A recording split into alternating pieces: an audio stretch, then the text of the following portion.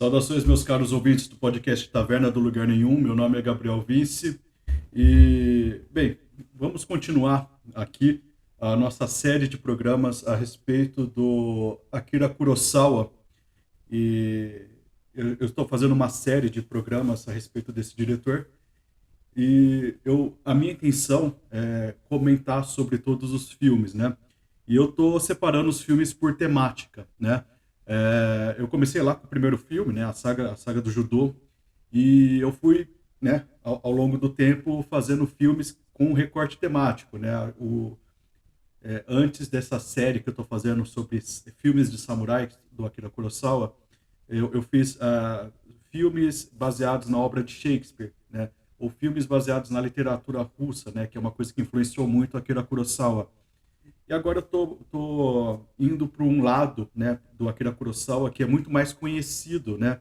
Especialmente por um filme específico, né, que é o Sete Samurais, mas também muito conhecido por outros como Yojimbo, Sanjuro, né, que são outros filmes muito conhecidos da filmografia do Akira Kurosawa e que são os mais comentados, né? No último programa eu falei sobre os Sete Samurais, né? E hoje eu vou falar sobre um filme chamado A Fortaleza Escondida, né? Que é um filme de 1958, né? Bem, se você está vendo pelo YouTube isso aqui, não se esqueça de curtir e se inscrever no canal, né?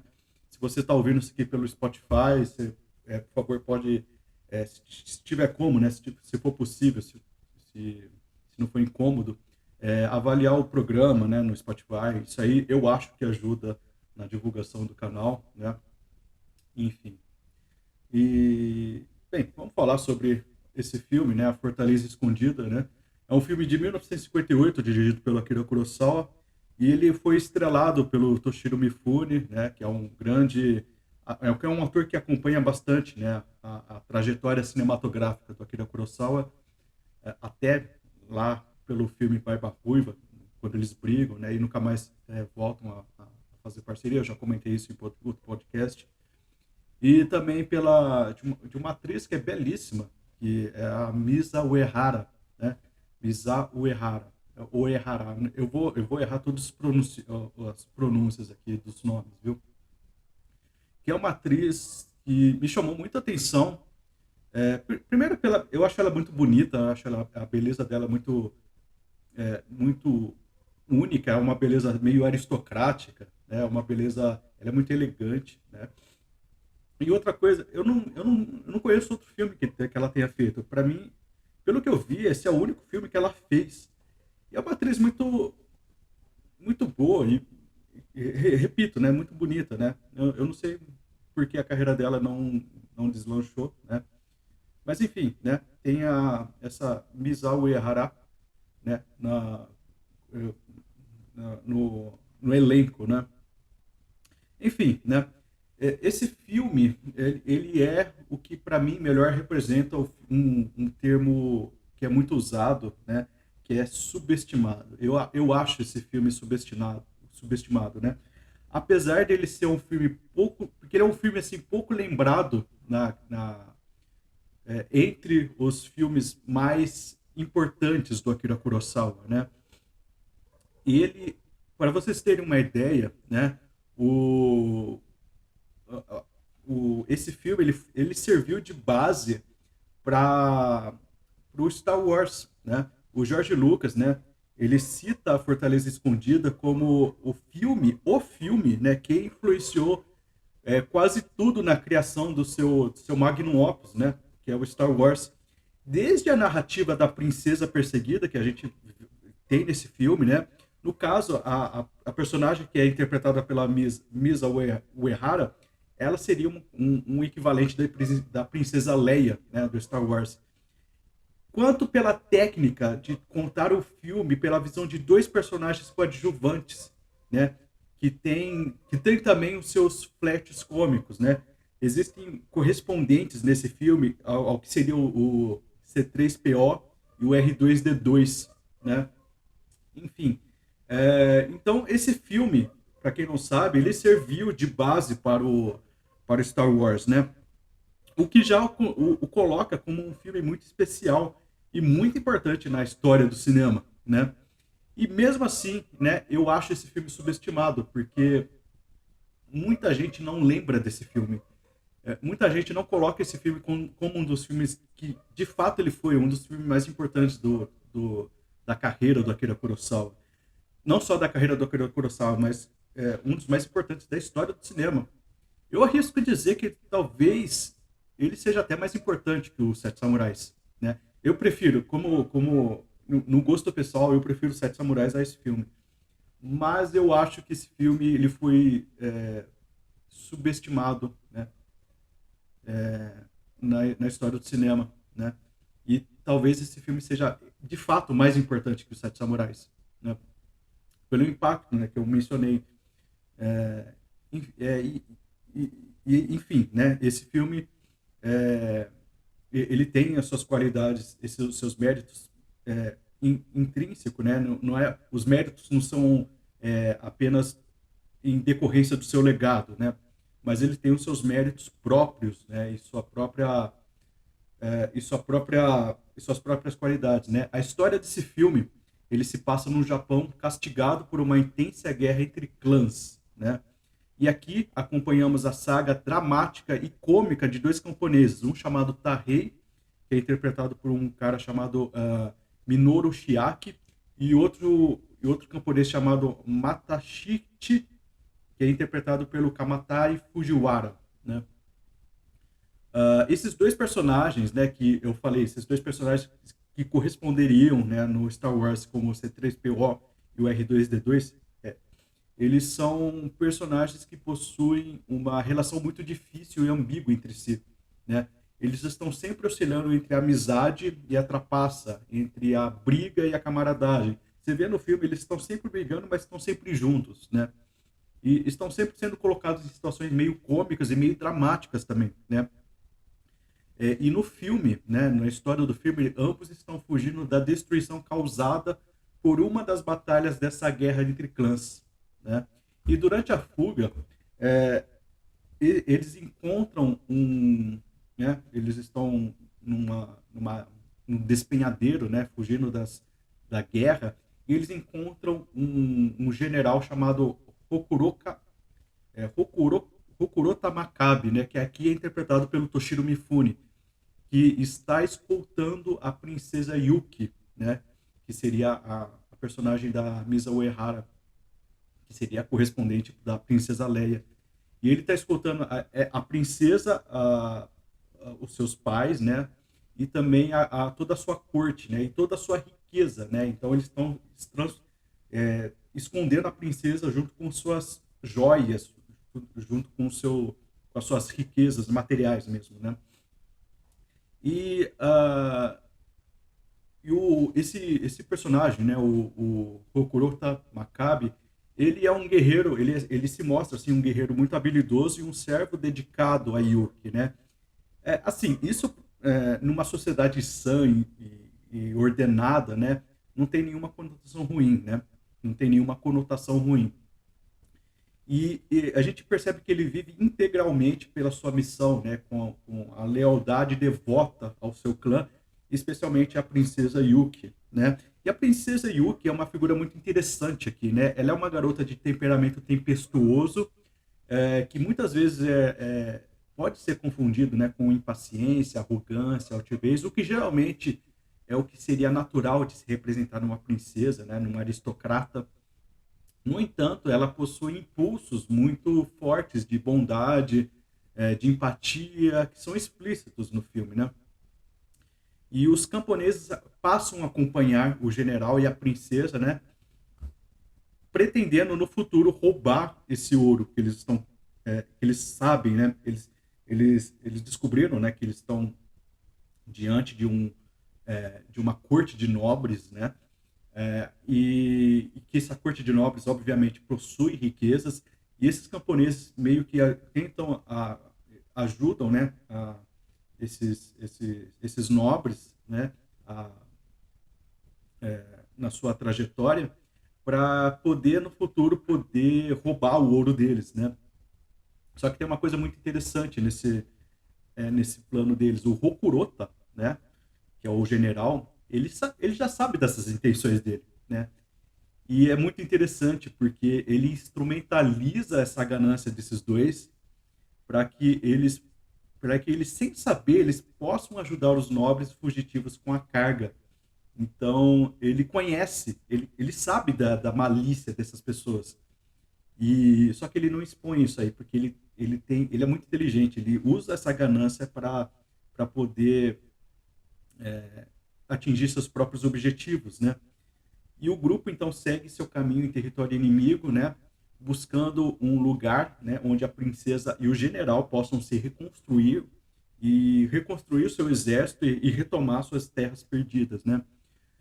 Se vocês perceberem, a história desse filme se assemelha muito a um outro filme do Akira Kurosawa, que se chama Os Homens que Pisaram na Cauda do Tigre. Inclusive, eu recomendo muito que vocês vejam esse filme, porque eu acho que ele é um dos melhores filmes do Akira Kurosawa, um dos menos comentados, de longe, um dos menos comentados, e ele é único porque ele é diretamente baseado numa peça de teatro kabuki chamada Kajinko.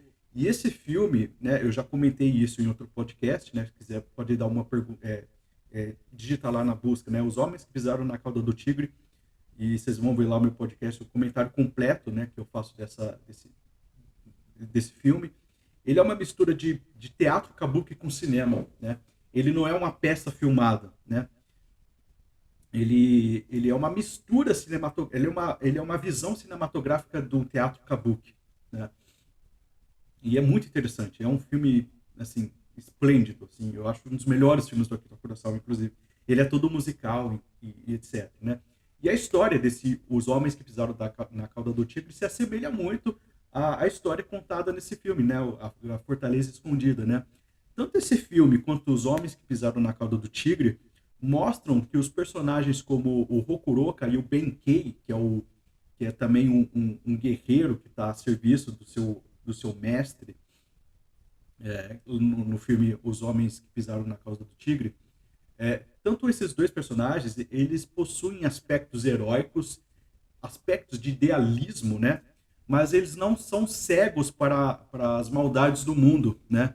Eles não são aquelas caricaturas quixotescas, idealistas, de sonhadores que vagam pelo mundo e que não compreendem o mundo, né? Eles estão plenamente conscientes da decadência do mundo, né?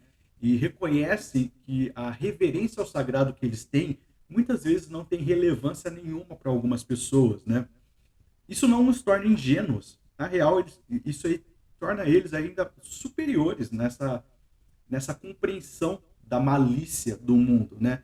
Portanto, eles não se tornam manipuláveis, né? O contrário, eles manipulam, né? Eles não são ingênuos, né? Eles utilizam a astúcia dos cínicos e dos manipuladores que eles conhecem, né? Eles conhecem essa astúcia e mapeiam elas muito bem para alcançar seus próprios objetivos, né? Então, esses personagens que são heróicos, idealistas, que estão à disposição de algo sagrado, de algo superior a eles, que servem a uma nobreza, eles sabem que a sua postura pode sugerir alguma ingenuidade, mas eles utilizam de uma supra-esperteza para que eles possam controlar aqueles que se acham safos, né? Aqueles que se acham malandros, né? E é uma coisa muito interessante, né? Isso aí está presente nos Homens que Pisaram na Cauda do Tigre, né? Na figura do personagem Benkei, e está aqui presente na figura do Rokurota, né? Que também é um cara assim que ele serve a algo maior, né? Ele serve a princesa Yuki, né? Na sua concepção de mística, né? De projeção hierárquica que ela representa, né? É uma significância religiosa que ele dá à princesa Yuki, né? E uma devoção que ele faz com a princesa Yuki, que é uma devoção religiosa mesmo. E isso aí não impede dele ser mais malandro que os malandros, né?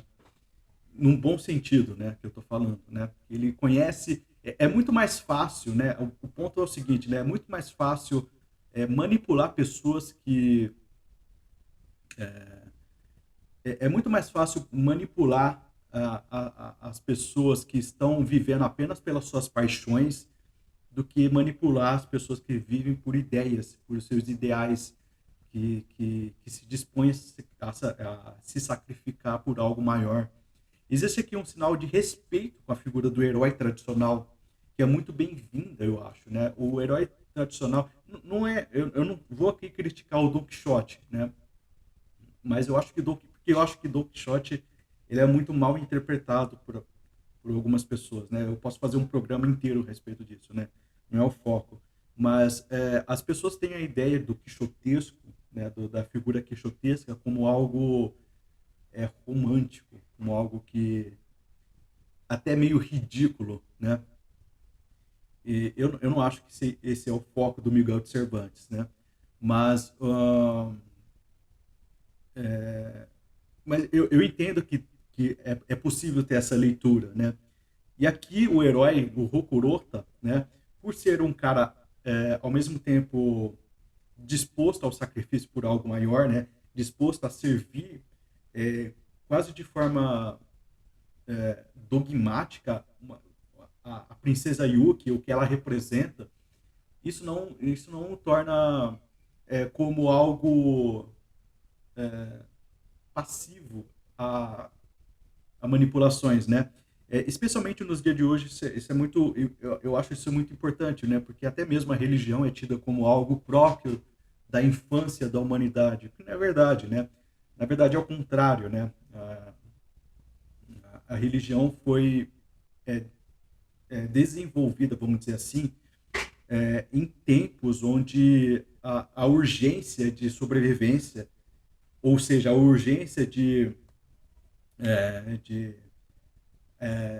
de uma evocação prática da vida era muito mais próxima do que a gente tenha hoje. Seria muito mais fácil, hoje em dia, na tese de que a religião faz parte de uma projeção do medo do fim, seria muito mais factível que a religião fosse inventada nos dias de hoje, não na época do que ela foi, entre aspas, inventada, né? O homem, né, ele tem essa coisa nele, que é uma coisa que aponta para algum sinal, um sinal de transcendência desde sempre, isso aí, viu? É, tem autores como o Mircea Eliade, né, que fala muito bem disso aí, né? E o homem que vive para servir algo maior que ele, como é o caso do Rokurota, desse filme, ele é muito menos manipulável que o homem que vive apenas pelas suas paixões, né? E eis aqui que se esconde a moral escondida na fortaleza, né? Enfim, por esse, né, e por outros motivos, né, que eu acho que Fortaleza Escondida é um filme que deveria ser muito mais valorizado do que realmente ele foi, né? Eu recomendo muito vocês assistirem. É um filme divertidíssimo. Para quem gosta de ação, para quem gosta de cenas de daqueles duelos, são duelos muito bem filmados. É um filme assim que eu coloco. Eu pessoalmente prefiro os Sete Samurais por, por, por outros motivos, assim, mas eu coloco esse filme muito próximo dos Sete Samurais, né? Em termos de qualidade, e eu sinceramente eu acho que ele é mais importante que os Sete Samurais na história do cinema. Enfim, eu espero que vocês tenham gostado desse podcast. Não esqueça de curtir, compartilhar, se vocês gostarem. Quiserem indicar esse podcast para outras pessoas que também gostam do cinema japonês, também gostam do Akira Kurosawa, né? E eu peço para vocês acessarem, né, o meu site tavernadolugarnenhum.com.br. Lá vai ter as minhas redes sociais, vai também ter meus textos no blog, né? As críticas que eu faço aos filmes, né? E tudo mais, né? Espero que vocês tenham gostado. Fiquem com Deus e até mais.